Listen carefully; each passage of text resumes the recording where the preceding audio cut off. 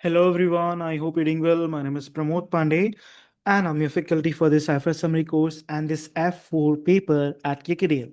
In this lecture, we would begin talking about the IFRS 16 standard, which is a standard for the lease. We will have a discussion about the lease, which is requirement of your AAA paper as part of your SBL syllabus area. In this standard, we will try to know the context area, how this could be tested, but that is what the ultimate medium that we have to be on. But before that, we'll begin the story, then go through the rules, and then we'll see. And if I could do the wonder for you, in that case, I would just wanted to give you the mindset like what you need to prepare for all of this standard, which is going to be the main standard area. So these are the certain things I will come back on, but this is something that I have taken from the notes which has been prepared by the classes. So again, I just wanted to brief you about, just wanted to give you the reflection how this could be tested. From September 2017 onward, operating lease no longer exists for the lessee accounting. Okay. All lease are finance lease. The question, maximum question, they could ask you the things that could be there in an audit in a reporting question. It could be that how to recognize the lease in the books of lessee could be a question that you might have to be on that, right? You might have to be in a position to deal with the question like this, where they will be asking to you that how the lease should be booked in the books of the lessee. So you have to talk about the certain things. Just to brief you about that, from 2017 onward, operating leases no longer exist for the lease accounting. All lease are for the lessee are known as a finance lease. With all lease, an asset and corresponding liability will be recorded, because ultimately at one time you're taking the right to use this as asset, but you also have a lease obligation which you need to pay. So while you're booking the asset, you also need to book the liability, the corresponding liability that are being created just because of you're taking the right of the asset, right? The cost of the asset is basically the present value of minimum lease payment, present value of the minimum lease payment, and the other side is going to be treated as a liability. Then the lease payment will be split between the two part. The lease payment is going to be split in between the two part. Reduction the liability and finance charges, just like in loan repayment. Because ultimately, when I do say the present value, when I'm going to say the present value, I have taken this present value by discounting the future cash flow. So when I will be paying the lease 1 year, 2 year, 3 year, I would be paying the payment or the lease payment. It would be including two things: the payment of the lease plus the finance cost, because ultimately that finance cost becomes there as a part of your unwinding process, right? So the lease liability will be split into the current and non-current liability. If lease is less than a 1 year, then the company can elect to treat the payment as an expenses. They do not need to deal or count as a lease, because it is more of a exception rule which is out there, rather than recording an asset and liability. Now, in the case of the sales and lease back, this is something again, the topic area where it could be tested in a paper, and these are the important area, just like you had your impairment and other those areas, right? Where an asset is sold, then lease back to the company, the accounting treatment depend upon whether this was a genius sale or not, right? Sale is occurred in substance or not. So sales and leaseback is a situation when you are selling your asset and leasing it back from the buyer so that you can use that.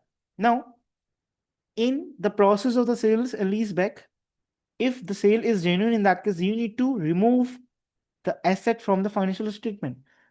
Yes or no? If the sale is not genius, in that case, whatever the proceeds you have received, you need to treat them as a known liability. Is it clear? So where an asset is sold, then lease back to the company, the accounting treatment depends upon whether the sale has occurred in the substance or not.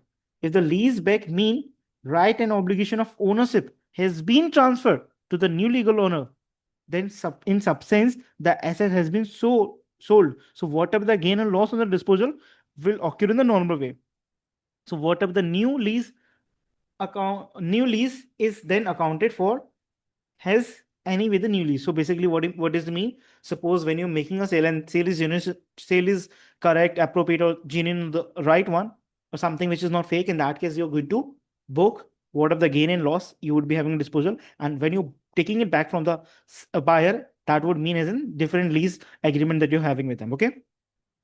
If the lease back mean previous legal owner has keep the right and obligation, means they continue to use the asset, then in substance no asset has been sold, and the right should remain with the on the statement of the financial position of the person who was trying to sell it, and the entire sale are known to be known as a loan. So this is ultimately the main thing that you will need to remind it on. If you guys do remember this, I think that is more than enough for you to prepare for the IFRS 16. But still, as I mean, because I'm covering each and every standard in detail, I just wanted to prepare you enough so that if there would be any additional thing, if there would be any new insight that they would like to test on, you should be prepared enough to deal with that.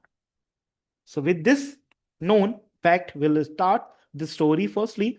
After going through the story, we'll learn about the rules, and then we'll come on the last portion of the area, which is going to be the master for it, that how lease topic could be tested in a AAA paper. Is that clear? So the story is that IFRS 16 redefined the lease accounting by requiring leasing. Achha, there are the two people which are out there.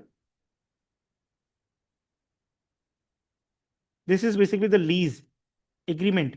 They are the two people, lessor and this is a lessee. Now, the lessee is basically the person who is taking the lease. Lessor is the person from whom the lessee is taking a lease, right? These are the three terms which you need to take care about. Requiring lessee means the person who is taking a lease to recognize most lease on the balance sheet has a right of use, because ultimately he's buying. Suppose there's a building has an, because ultimately building is an appreciating thing and it would be having useful life. After that, the new constructions would be taking place. So suppose this is a building and you're taking the right to use that building for 18 years. So this is something, the right which you have taken in for the 18 years out of the 100-year life of the building, you're going to use it. So this is a right to use which need to be booked into the financial statement. Although the building is on the name of the lessor, but you're going to book it on the name of you, has a right of use. So this is what becomes, this is what basically the concept of substance over legal form. You're not considering the legal name on the property, you're considering who has taken the right. Okay. ROE means right to use asset with a corresponding lease liability. So you at one place on debit side, you're going to book it as an ROU. On the credit side, you're creating a liability, because ultimately to gain that right of use, you have to pay the liability, and that would becomes a liability which need to be booked, because ultimately in a same transaction, you're having a right to use an asset. And again, you need to pay the lease, the liability, which is going to be paid each and after time. So operating lease are no longer exist for lessee accounting except for the short term or the low value items. Okay, short term is less than a 12 months, low value item is as an example of anything which is of the less than 5 value when this has been purchased as newly. Sales and leaseback transaction depend on whether there's a performance obligation has been done or not. If the performance obligation has been satisfied in the sales and lease transaction, then it would mean the sales has been genuine one, and that would be counted as a sale. In that case, you can book the gain and loss on whatever that it has generated on the transaction, and then you can make a different transaction, right? Done. Now, there's a one thing to know about how you can identify if something is a lease or not. Because ultimately, lease and transaction, where you're buying something to use it, you're buying the right of the use of the property, right? So how something can be lease?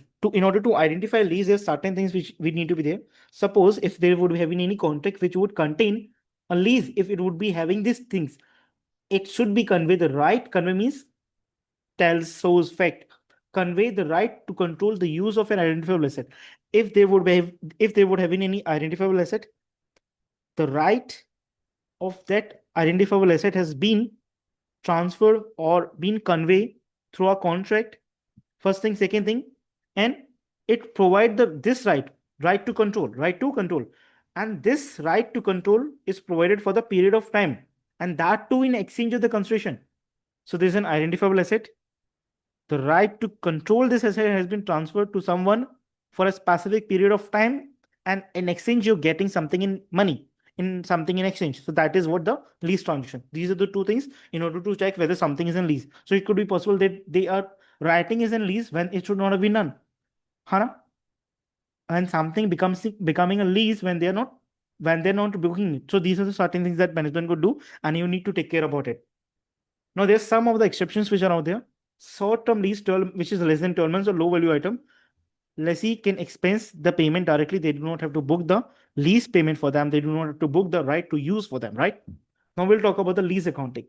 Now the lease liability is basically nothing but the present value, because ultimately you're making a contract now where you will be paying the lease in a first year, second year, third year, 4 years. So these are the future value which you need, because ultimately you're booking the lease liability at the present. So you need to bring them all at a present value. Okay. After each you will unwind that is okay. That will become the finance cost, and that will add it to the as a total liability, right? But at right now you're making or calculating the present value of the whatever lease payment that you will be making here and so. Okay.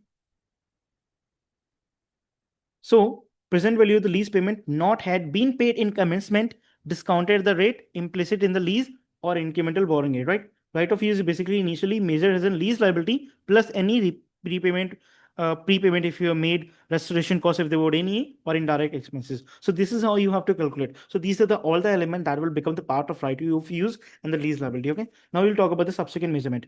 ROE, which is right of use asset, are going to depreciate over the lease term, and which useful life need to be used is given below. But right of use which has been taken by you is need to be depreciated over the lease term, and the lease liability increases by the interest and reduced by the prepayment, right? Done. Now we'll talk about the lease payment split. Now the lease payment split are going to be done on the two bases: finance cost and lease reduction. The finance cost will hit in your P&L, and lease liability is going to be your statement of the financial portion, right? If your lease is greater than 1 year, if your lease is lesser than 1 year, or it would be a flow value. Low value means when it has been purchased newly or first time, it would have been costed less than 5,000. So the payment you're making on can be recognized as and directly expensed into the P&L. In that case, you do not need to account it as an lease or other way around, right? Now, in the lesser accounting, what you have to do, the finance cost, you have to de-recognize the asset, recognize the lease receivables, but that is going to the present value of the payment, and whatever the interest income into the P&L. Okay, and operating lease के लिए, in that case you have to look for, this is the finance lease, this is operating lease. Operating lease not there in a lessee accounting, it is there in a lesser accounting, so do not confuse. In a lessee accounting, you will retain the asset, recognize the lease income on a straight line basis, right? So what are the indicators of the finance lease? If you have to just whether something is an operating lease or finance lease, so these are some of the indicators that will help you in getting the same. If the ownership which is going to transfer at the end of the lease, that would mean as in finance lease. Finance lease means something you have bought an asset, you have bought a property on a loan. So ownership transferred at the date of the lease. Option to purchase. Now it could be possible that either one of them is meeting and that would be conveying that it is a finance lease. For all this 4 point do not need to be required to call as something is a finance lease. If any one of would be them, it is going to be more than enough, right? So ownership transfer at the end of the lease. Option to purchase at lower than fair value. You have an option to purchase it at the lower value after the lease term, because ultimately most of the payment you have made through the lease, and then you can pay some, what are the money, it could be the lease low value item, and then you can buy it. Lease term cover most of the economical life. Suppose you're taking for 80 years and total life is 80. So ultimately you're taking the asset for the most of the life of that particular asset. In that case, it would mean it is the finance lease. And then present value of the payment asset is equal to the asset fair value. Wow, wonderful. If the payment you are going to make as a lease payment, it present value is equal to the asset present value in current condition is nothing but is an again indicator of the finance lease. Okay. Now we'll go through the sales and lease transaction, which could be again tested. And I'm expecting the chances of sales and lease back on the higher side as a normal lease accounting. So you need to take care about it. Okay. So there are certain things that you need to look on. In a sales and lease back, what is going to be the accounting treatment for the lessee and what is going to be the accounting treatment for the lessor accounting? If the transfer has not been sale, when you are making a transfer, but when you are assuming this a transaction has been done, which is a sale, but which is not a sale in actuality, in that case, the performance obligation has not been satisfied. In that case, asset would remain with lessee, because ultimately lessee is the person who first will sold the asset and will buy it back on the lease. So asset would remain on the name of the lessee. They have to recognize the finance liability of whatever the proceed they have received from the person to whom they are saying that I have sold this asset, right? In the lessee's book, they do not recognize the asset. They have to recognize the financial asset of whatever the transfer has been proceed. In a transfer, if the sale has been transferred, it does mean your performance obligation has been satisfied. If your performance obligation has been satisfied, in that case, what you can do? In that case, what you can do? They have to de-recognize. Then the lessee has to de-recognize the asset, recognize the right of use for retained right. Retained right means for whatever the portion he has taken the right. Suppose 80 years they have retained 400 years. So there's an 80% of the of whatever the value it would be, he has retained the right. And then he have to recognize the lease liability, whatever the gain on disposal need to be calculated. And then he has to account for the asset purchase again, and then apply the lesser accounting to the lessee and whatever it is given. Okay, done. Suppose the property was sold for 20 million, carrying amount is 7 million. So in that case, they have lease back for 5 years. If present value of the lease payment is 5.7. So what is that? So if sale represent a performance obligation, if you think that sale has, because certain other things would be given in the paper, if certain things conclude that this is a transfer, this is a performance satisfaction has been done, in that case, if you're assuming the sale has been done, in that case, what you will do? you will calculate the right of use as calculation. How it could be? The present value is this, and you will multiply it by whatever the value you have taken, the property proceed you have sold, multiply by the carrying value. This would give you 2 million. Okay, so the lease payment is going to go for this. The profit on disposal would have been 20 million minus 7 million, which is the carrying value, and 2 million is basically this one. So this is ultimately will come up as a profit on disposal. Suppose if the sale does not represent the performance obligation, in that case, what will do? Asset would stay with the lessee, and they have to recognize the financial liability of 20 million, and that 20 million is basically nothing but the loan that they have taken. Now, the main things, what could go wrong in a AAA paper? It could be that misidentifying contract as lease or services. So it could be possible that there could be a misunderstanding which has been done by the management. They are confused in between knowing something is a lease or something is a service, right? What if they are doing the wrong measurement? What if they are treating something as in sale when the performance obligation has not been satisfied, or when the performance obligation has been satisfied but they are not treating as in sale? These certain things could be there, right? What if they do not accounting, they're not recognizing the right of use when it should have been done? What if they are not recognizing the liability when this would have been done? So these are certain things could happen. What if they are not taking the finance cost into the consideration? What if they are not breaking it down? What if they are just ignoring it all as a concept, right? So incorrect measurement of present value of lease, payment or ROU asset, failing to separate the short term and the low value items properly. Hana? What if they are for the long value item, for the finance lease, they are putting all the things into the expenses, saying that this is a short term lease. This is something not good. And I told you, like any asset which is purchased for the first time has less than a $5,000 value. In that case, it is a operating lease, something an exceptional lease, right? For the lessee book accounting. Because in the lessee, both of the two, finance and operating lease are there. In lessee, the operating lease is not there, but if there would be a low value item, in that case, they have an exemption to not use or record as a right of use, right? So what if they are buying second-hand thing, which is lesser than the value of 5,000, and then saying this is a low value item? No, this is not. Okay. So incorrect allocation between liability reduction and the interest. Sales and leaseback misclassification, gain and loss, recognize an error. Lesser misclassify operating and finance lease, right? AAA tip. Always check whether the performance obligation has been met or not for the sales and lease transaction. This is the main thing, and it could be tested that they are doing something other this way. Okay, so you just need to follow the same example. And remember, all lessee lease on a statement of the financial position except for the short-term and low value. Focus on right of use, lease liability, and split of the payment. Use present value for all the calculation. Ensure correct discount rate has been used. What if they are using the altogether different or the wrong discount rate, right? So what if they're using something which should not be done? So this is all what you need to know. This is something we have already covered. That is all what you need to prepare for your IFRS 16 in the context of the AAA paper. So what I'm thinking that I have delivered very pretty well. With this note, I Pramod Pandey, your tutor, your faculty, your buddy, is going to taking signing off in this lecture. Would like to meet you in the next one. Till then, take care. Have a good time.